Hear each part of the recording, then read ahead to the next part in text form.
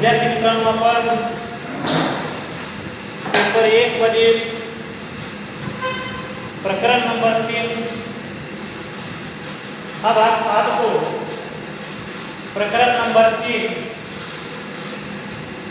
कार्यालय वेतन प्रशासन या प्रकरणामध्ये आपण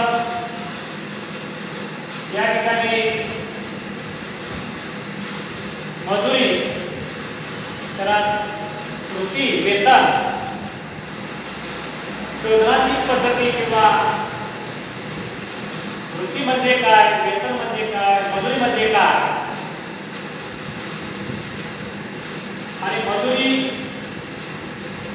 म्हणजे काय व्याख्या, अर्थ, त्याची वैशिष्ट्ये पाहिली. आदर्श मजुरी या ठिकाणी कर्मचाऱ्यांना कशा पद्धतीनं देऊ केली गेली पाहिजे, म्हणजेच आदर्श मजुरीच्या शोधण्याच्या पद्धती आपण पाहिल्या. त्यानंतर आजच्या तासाला आपण त्या मजुरी शोधण्याच्या घटकामध्ये पुढील भाग पाहणार आहोत. तो म्हणजे मजुरी वेतन किंवा वृत्ती शोधण्याच्या पद्धती हा भाग या ठिकाणी आपण अभ्यासणार आहोत. कर्मचाऱ्यांना श्रमाचा मोबदला देत असताना मजुरी रूपानं कर्मचाऱ्यांना तो मोबदला कशा पद्धतीने दिला गेला पाहिजे. अर्थातच कर्मचाऱ्यांची कार्यक्षमता ही सर्वांची सारखी नसते. त्याचबरोबर उत्पादन क्षेत्रात देखील उत्पादन प्रक्रिया देखील आपल्याला वेगवेगळ्या पाहावयास मिळतात. काही उत्पादन, काही उपक्रमामध्ये या ठिकाणी त्या उत्पादनाचं मोजमाप करता येत नाही, तर काही उपक्रमामध्ये त्या उत्पादनाचं मोजमाप करता येते. त्यामुळे कर्मचाऱ्यांना या ठिकाणी वेतन देत असताना या बेसिक उत्पादनाच्या प्रक्रिया लक्षात घ्याव्या लागतात. उत्पादन हे कशा पद्धतीचं आहे त्यानुसार या ठिकाणी कर्मचाऱ्यांना मजुरी किंवा वेतन कशा पद्धतीनं दिली गेली पाहिजे या दृष्टिकोनातून मजुरी शोधण्याच्या पद्धती या ठिकाणी अवलंबल्या गेल्या आणि तो भाग आपण या ठिकाणी पाहणार आहोत. मजुरी शोधण्याच्या पद्धतीमध्ये प्रामुख्याने प्रत्येक उद्योग संस्थांमध्ये उपक्रमामध्ये कार्यान्वित असणाऱ्या मजुरी देण्याच्या पद्धतीमध्ये प्रामुख्याने समयानुसार मजुरी किंवा कार्यानुसार किंवा कामानुसार मजुरी या दोन पद्धतीने त्या ठिकाणी कर्मचाऱ्यांना मजुरी देऊ केली जाते. यामध्ये प्रामुख्याने समयानुसार मजुरी शोधन पद्धती या पद्धतीचा अभ्यास करत असताना आपल्याला त्या उपक्रमामध्ये कर्मचाऱ्याने किती तास काम केले, किती दिवस काम केले किंवा त्या महिन्यामध्ये किती कालखंड त्या ठिकाणी कर्मचाऱ्याने काम केलं आहे हे लक्षात घेऊन त्या वेळेनुसार कर्मचाऱ्यांना वेतन देण्यात येते. समयानुसार मजुरी शोधन म्हणजेच वेळेनुसार वेतन देण्याची पद्धती, त्याला टाइम वेज सिस्टीम असे म्हटले जाते. समयानुसार वेतन देत असताना त्या कर्मचाऱ्याचा कामाचा कालावधी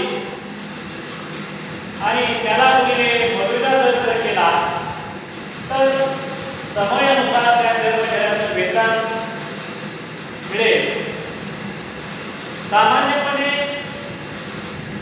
काही परिस्थितीमध्ये त्या ठिकाणी या पद्धतीचा अवलंब केला जातो, म्हणजेच वेळेनुसार किंवा समयानुसार शोधन पद्धती, मजुरीची शोधन पद्धती, त्या शोधन पद्धतीचा वापर किंवा उपयोग खालील परिस्थितीत केला जातो. या उत्पादन संस्थांमध्ये या ठिकाणी प्रामुख्याने गुणवत्ता अधिक महत्त्वाची असते. जास्तीत जास्त गुणवत्ता असणारे उत्पादन केलं जाऊ शकतं. त्याचप्रमाणे काही उत्पादनामध्ये या ठिकाणी किंवा उपक्रमामध्ये निर्माण झालेली उत्पादनं मोजणे शक्य नसते, म्हणजेच त्या उत्पादनाचं मोजमाप करता येत नाही किंवा कठीण असते. त्याचप्रमाणे अशी काही उत्पादनं असतात की त्या उत्पादनाला विविध प्रक्रियामधून जावे लागते, विविध टप्प्यामधून जावे लागते. एकच काम अनेक कर्मचाऱ्यांच्या हातून त्या ठिकाणी जात असतं आणि ते त्या ठिकाणी उत्पादन बाहेर पडत असतं किंवा ते न तयार होत असतात. विशिष्ट अशा उत्पादनाला अनेक जणांचे हात लागत असतील तर त्याचं मोजमाप करणं शक्य नसेल. अर्थातच अशा प्रकारची जर उत्पादनं त्या उपक्रमामध्ये असतील तर त्या ठिकाणी त्या उत्पादनाचं मोजमाप करता येत नाही. अशा ठिकाणी त्या काम करणाऱ्या कर्मचाऱ्यांना वेळेनुसार किंवा समयानुसार वेतन देणे योग्य ठरते. अर्थातच त्या ठिकाणी त्या उपक्रमामध्ये गुणवत्तेला अधिक प्राधान्य दिले जाते. आता या पद्धतीमध्ये या ठिकाणी उत्पादन संस्थेला आणि त्यामध्ये काम करणाऱ्या श्रमिकांना कर्मचाऱ्यांना काही फायदे होतात, तोटे होतात. त्या फायदे तोट्याचा भाग पाहणे हे गरजेचं आहे. समयानुसार मजुरी दिल्यामुळं किंवा वेळेनुसार मजुरी दिल्यामुळं काही फायदे मिळतात. ते फायदे आपण त्या ठिकाणी खालीलप्रमाणे पाहू. या समयानुसार मजुरी दिल्यामुळं कर्मचाऱ्यांना मजुरी देणे सहज शक्य होते, सोपे जाते. साधारणपणे अशा पद्धतीनं वेतन दिल्यामुळं अशिक्षित कर्मचारी असतील त्या कर्मचाऱ्यांनाही या ठिकाणी ही पद्धती सहज समजते किंवा त्याची मजुरी त्या ठिकाणी त्याला समजते. म्हणून ही साधी सोपी सरळ पद्धत आहे. हा एक फायदा या ठिकाणी समयानुसार मजुरी शोधन पद्धत आहे. दुसरा जो फायदा आहे या समयानुसार वेतन पद्धतीने या ठिकाणी मजुरी दिल्यामुळं कर्मचारी काम पूर्ण करण्याची कोणतीही गडबडघाई करत नाही. अर्थातच त्या ठिकाणी अमुक एवढं काम व्हायला पाहिजे अशी कोणतीही त्या ठिकाणी त्याच्या पाठीमागं घाई नसते. अर्थात ते कर्मचारी काळजीपूर्वक लक्षपूर्वक काम करतात आणि काळजीपूर्वक मन लावून काम केल्यामुळं किंवा घाई गडबड न केल्यामुळं त्या उत्पादनाच्या गुणवत्तेत वाढ झालेली पाहावयास मिळते. उत्पादन चांगल्या पद्धतीचं त्या ठिकाणी तयार होत असते. त्यानंतर पुढील जो फायदा आहे, कर्मचारी ज्या ठिकाणी काम करत असतात त्या कामाच्या ठिकाणी त्यांना रोजगार किंवा वेतन किंवा मजुरी मिळण्याची हमी असते. त्या ठिकाणी त्याने किती काम केलं याला महत्त्व नाही,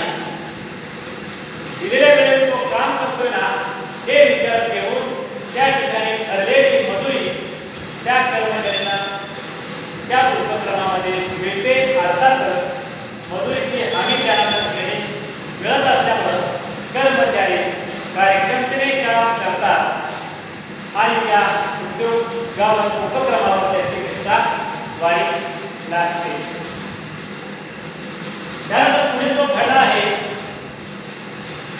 या समयानुसार वेतन किंवा मजुरी पद्धतीमध्ये प्रामुख्याने जी कामे समान पातळीची आहे, एकसारखी आहे, त्या अशा एकसारख्या स्वरूपाच्या कार्याला कामाला तेवढ्याच कालावधीत त्या ठिकाणी वेतन किंवा मजुरी समान दिली जाते. म्हणजेच या ठिकाणी कोणताही मजुरी देण्याच्या बाबतीत दुजाभाव किंवा परस्पर भेदभाव केला जात नाही. अशा सर्व कर्मचाऱ्यांना समान मजुरी मिळते. हा एक फायदा आहे. त्यामुळे कर्मचाऱ्यांमध्ये सहसंबंध त्या ठिकाणी सलोख्याचे तयार होतात. अशा प्रकारचे या समयानुसार वेतन शोधन पद्धतीचे फायदे पाहिल्यानंतर त्यामध्ये काही त्रुटी किंवा उणिवा दोष देखील आपल्याला पाहावयास मिळतात. त्यामध्ये प्रामुख्याने पहिला दोष सांगायचा झाल्यास, यामध्ये आपण सांगितलं होतं गुणवत्तेस वाव नाही. म्हणजेच व्यवसायाची उद्योगाची या ठिकाणी गुणवत्ता जोपासली जाते, परंतु सर्व कर्मचाऱ्यांच्या वैयक्तिक ज्या गुणवत्ता आहे त्याच्या अंगी त्या गुणवत्तेस त्या ठिकाणी वाव मिळत नाही. समान पातळीवर काम करणारे कर्मचारी असतील, त्या असंख्य कर्मचाऱ्यांमध्ये त्यांची असणारी पात्रता, कौशल्य, गुणवत्ता भिन्न भिन्न असतात. अशा गुणवत्ता असणाऱ्या कर्मचाऱ्यांना त्या ठिकाणी वाव प्राप्त होत नाही, मिळत नाही. हा या ठिकाणचा दोष सांगितला जातो. म्हणजे वैयक्तिक कार्यक्षमतेला वैयक्तिक गुणवत्तेस पात्रतेला या समयानुसार मजुरी शोधन पद्धतीमध्ये वाव मिळत नाही. त्यामुळे कर्मचारी त्या ठिकाणी असे कार्यक्षम कर्मचारी मंद गतीने काम करीत असतात, त्यांची कार्यक्षमता वाढीस वाव मिळत आहे. त्यानंतर दुसरा दोष आहे, कर्मचारी मंद गतीने काम करतात. कर्मचाऱ्यांना वेळेनुसार किंवा समयानुसार वेतन दिलं गेलं जात असल्यामुळे किती उत्पादन झालं पाहिजे, किती तयार झाले पाहिजे, किती काम झालं पाहिजे असा कोणताही त्या ठिकाणी त्याच्या पाठीमागं तगादा नसतो, काही गडबड नसते. त्यामुळे कर्मचारी काम उरवण्याच्या बाबतीत, उत्पादन वाढवण्याच्या बाबतीत कोणताही प्रयत्न करीत नाही. अर्थातच ते मंद गतीने काम करतात आणि मंद गतीनं काम केल्यामुळे उत्पादन खर्चात त्या ठिकाणी वाढ झाली पाहावयास मिळते. अर्थातच हा एक दोष त्या ठिकाणी सांगितला जातो. त्यानंतर पुढील दोष आहे, अशा प्रकारच्या उपक्रमामध्ये समयानुसार मजुरी शोधन पद्धत वापरल्यामुळे उत्पादनाचे प्रमाण सतत बदलत असते. ठराविक उत्पादन झाले पाहिजे असा कोणत्याही प्रकारचा त्या ठिकाणी त्यांच्या पाठीमागं सुपरियान नसेल. उत्पादनात त्या ठिकाणी आज कमी उद्या जास्त असा सातत्याने बदल होत असतो आणि मग दिवसेंदिवस त्या उत्पादनाचं प्रमाण मंदावतं आणि ते मंदावत असेल तर ते काम करण्यासाठी प्रवृत्त करणारे पर्यवेक्षकीय मंडळी नेमावी लागतात. म्हणजेच त्या ठिकाणी काम करून घेण्यासाठी पर्यवेक्षकाचा खर्च त्या ठिकाणी वाढतो. अर्थातच एकंदरीत बदलतं उत्पादनाचं प्रमाण असल्या कारणाने त्यामध्ये खर्चाचा अंदाज त्या उपक्रमाला लागत नाही. अर्थातच तो उपक्रम किंवा तो व्यवसाय प्रगती का अधोगती आहे हे लवकर समजत नाही. अशा प्रकारचा या ठिकाणी सांगितला जातो. या समयानुसार वेतन किंवा मजुरी पद्धतीमध्ये जरी गुणदोष असले तरी काही उपक्रमामध्ये या ठिकाणी या पद्धतीनुसार कर्मचाऱ्यांना मजुरी द्यावी लागते आणि उत्पादन प्रक्रिया चालू ठेवावी लागते. हा पहिला प्रकार समयानुसार मजुरी शोधन पद्धतीचा झाला. त्यानंतर दुसरा एक प्रकार आहे या तो म्हणजे कार्यानुसार मजुरी शोधन पद्धती. कार्यानुसार मजुरी शोधन पद्धती हे निश्चितच समयानुसार मजुरी शोधनाच्या पद्धतीपेक्षा भिन्न आहे, वेगळे आहे. कार्यानुसार मजुरी शोधन पद्धती म्हणजेच कामानुसार मजुरी शोधन पद्धती, त्यालाच पिसवेज सिस्टीम असेही म्हटले जाते. या शोधन पद्धतीमध्ये प्रामुख्याने कर्मचाऱ्याने किती कार्य केले, किती नग उत्पादन केले, किती प्रमाणात उत्पादन झाले, त्यानुसार त्याची मजुरी दिली जाते. अर्थातच या ठिकाणी कॉन्ट्रॅक्ट पद्धतीनं काम कर्मचाऱ्यांना देऊन केलं तर त्या नगाचं प्रमाण, त्या प्रमाण नगावर किंवा वजनावर या ठिकाणी कर्मचाऱ्यांना उत्पादनामध्ये मजुरी दिली जाते. कार्यानुसार, कामानुसार, नगानुसार त्या कर्मचाऱ्यांना मजुरी या पद्धतीमध्ये दिली जाते. यामध्ये वेळेला महत्त्व नाही. मजुरी देताना कर्मचाऱ्यांना त्या ठिकाणी उत्पादनाच्या किती मात्रा तयार केल्या आणि त्या प्रत्येक मात्रेला किंवा प्रत्येक नगाला किती दर निश्चित केला होता, त्या निश्चित दराने त्या ठिकाणी मजुरी त्या कर्मचाऱ्याला दिली जाते. अर्थातच मजुरी बरोबर एकूण उत्पादनाच्या मात्रा किंवा नग प्रमाण गुणिले प्रति मात्रा दर किंवा प्रति नग दर, म्हणजे एखाद्या कर्मचाऱ्याने किती नग तयार केले, त्या प्रत्येक नगाला त्या उपक्रमाने किती दर ठेवला, त्या दराचा त्या ठिकाणी त्या उत्पादन मात्रेला गुणिल्यानंतर जो रेट दर येईल ते त्या ठिकाणी त्याची मजुरी देऊ केली जाते. या कामानुसार किंवा कार्यानुसार वेतन पद्धती ही उपक्रमामध्ये कोणत्या परिस्थितीत वापरली जाते, तर सर्वसामान्यपणे ज्या उपक्रमामध्ये गुणवत्तेला फारसे महत्त्व नसते, गुणवत्ता कोणत्याही प्रकारची लक्षात घेतली जात नाही, मात्र त्या उपक्रमामध्ये जास्तीत जास्त उत्पादन वाढवण्याचा कल असतो, अशा या उपक्रमामध्ये या ठिकाणी कार्यानुसार किंवा कामानुसार वेतन पद्धती देऊ केली जाते. त्याचप्रमाणे या कार्यानुसार वेतन पद्धतीमुळे उत्पादन वाढविणे, त्याचप्रमाणे पुरेशी यंत्र, अवजारे, साधने या ठिकाणी उपलब्ध आहे. अनुषंगिक साधनं ज्या ठिकाणी जास्तीत जास्त उपलब्ध आहेत, अशा ठिकाणी त्या कर्मचाऱ्यांना जास्तीत जास्त मात्रा तयार करता येऊ शकते आणि कार्यक्षमता वाढीस लागेल. अशा परिस्थितीत या ठिकाणी कार्यानुसार किंवा कामानुसार मजुरी शोधन केली जाते. या कार्यानुसार किंवा कामानुसार मजुरी शोधनाचे काही फायदे आहेत आणि तोटे आहेत, ते आपण काही पाहूया. यामध्ये फायदे सांगत असताना त्यामध्ये कामानुसार वेतन दिले गेल्यामुळे उपक्रमातील कर्मचाऱ्यांची कार्यक्षमता वाढीस लागते.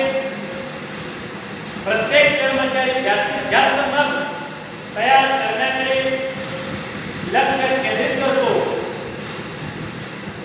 प्रत्येक कर्मचाऱ्याकडे असणारी गुणवत्ता, कार्यक्षमता, पात्रता, कौशल्य वेगवेगळे असतात. ती सर्व पात्रता किंवा गुणवत्ता त्या ठिकाणी तो पणाला लावून जास्तीत जास्त मात्रा किंवा उत्पादन करण्याचा प्रयत्न करतो. आणि त्याचा उपयोग त्याला त्या मात्रेनुसार नगानुसार वाढीव मजुरी मिळण्यास होतो. अर्थातच कर्मचाऱ्यांची कार्यक्षमता वाढीस वाढ निर्माण होतो. त्याचप्रमाणे दुसरा जो फायदा आहे, कर्मचारी या ठिकाणी कामानुसार नगानुसार वेतन घेत असल्यामुळे कमीत कमी वेळेत जास्तीत जास्त काम करण्याकडे कर्मचाऱ्यांचं लक्ष वेधलं जातं. अर्थातच त्यामुळे उत्पादन जास्त होते आणि जास्त नग तयार करा. उत्पादन वाढवण्यासाठी पर्यवेक्षकाची त्या ठिकाणी नेमणूक करण्याची गरज भासत नाही. अर्थातच पर्यवेक्षकीय उत्पादनाचा खर्च त्या ठिकाणी कमी होण्यास मदत होते. त्यानंतरचा फायदा आहे, उत्पादकाची फसवणूक होत नाही. अर्थातच या ठिकाणी कार्यक्षम कर्मचाऱ्यांना जास्त उत्पादन केल्यामुळं, जास्त नग तयार केल्यामुळं जास्त मजुरी दिली जाईल. कार्यक्षम कर्मचाऱ्यांना कमी नग किंवा कमी मात्रा तयार केल्यावर त्यांना कमी मजुरी मिळेल. अर्थातच नगानुसार मात्रेनुसार त्या ठिकाणी ठराविक दराने मजुरी देऊ केले गेल्यामुळं या ठिकाणी कोणत्याही कर्मचाऱ्याला त्या उपक्रमास किंवा त्या संयोजकास फसविता येत नाही. अर्थातच प्रत्येक कर्मचाऱ्याची नग वाढविण्याकडे कल असल्यामुळे त्यांच्या कार्यक्षमतेत वाढ झालेली पाहावयास मिळते. अर्थातच कर्मचारी कार्यक्षम बनतात, हा एक फायदा आहे.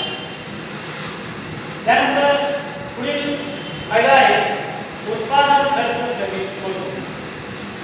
अर्थातच नगानुसार किंवा मात्रेनुसार कर्मचाऱ्यांना वेतन किंवा मजुरी निश्चित केल्यामुळं जेवढे त्या ठिकाणी कर्मचारी नग तयार करतील, मात्रा तयार करतील, त्या प्रमाणात त्या कर्मचाऱ्याला मजुरी दिली जाईल. त्यामुळे त्यांच्यावर त्या ठिकाणी देखरेख करण्यासाठी कोणत्याही प्रकारचा खर्च त्या आस्थापनेला करावा लागत नाही. अर्थातच उत्पादनाच्या प्रमाणात खर्च होतो. एकंदरीत उत्पादन खर्च कमी झालेला पाहावयास मिळतो, खर्चात अपव्यय होत नाही. त्यानंतर मजुरी निश्चित करता येते. त्यामध्ये स्टँडर्ड आहे, यावेळी विशिष्ट कर्मचारी एवढे नग तयार करतो, त्याला मिनिमम मजुरी मिळायला पाहिजे, त्या प्रमाणात त्या ठिकाणी त्या प्रत्येक नगाचा, प्रत्येक मात्रेचा दर ठरवतो. अर्थातच अमुक या कर्मचाऱ्यांना एवढे नग तयार केले असे सर्व त्या आस्थापनेतील त्या उपक्रमातील कर्मचाऱ्यांनी टोटली एवढे एकूण एवढे नग तयार केले, त्या प्रमाणात त्या प्रत्येक नगाचा दर निश्चित केला असल्यामुळं या ठिकाणी एकूण मजुरी किती द्यावी लागणार आहे हे या ठिकाणी निश्चित करता येते. अर्थातच अंदाज बाळगता येतो. हा फायदा या ठिकाणी या कामानुसार वेतन मजुरी पद्धतीमध्ये आपल्याला पाहायला मिळतात. त्याचप्रमाणे काही दोष देखील आपल्याला पाहायला मिळतात. आपण पाहिलं, कार्यानुसार कामानुसार वेतन दिले गेल्यामुळं कर्मचारी जास्तीत जास्त नग तयार करण्याकडे लक्ष देतात. त्यामुळे आपोआप त्या असणाऱ्या उत्पादनाची गुणवत्ता घसरते. म्हणजेच कर्मचाऱ्याचे गुणवत्तेकडे लक्ष नसते. म्हणजेच या ठिकाणी कार्यक्षम किंवा उत्तम पद्धतीने त्या ठिकाणी नगाची त्या ठिकाणी पूर्तता होत नाही. गुणवत्तेकडे दुर्लक्ष कर्मचारी करतात, उत्पादनाकडे वाढ होते. त्यानंतर पुढील दोष आहे, प्रत्येक कर्मचारी जास्तीत जास्त नग तयार करण्याकडे ओढ येतो, वेगाने काम करतो, काम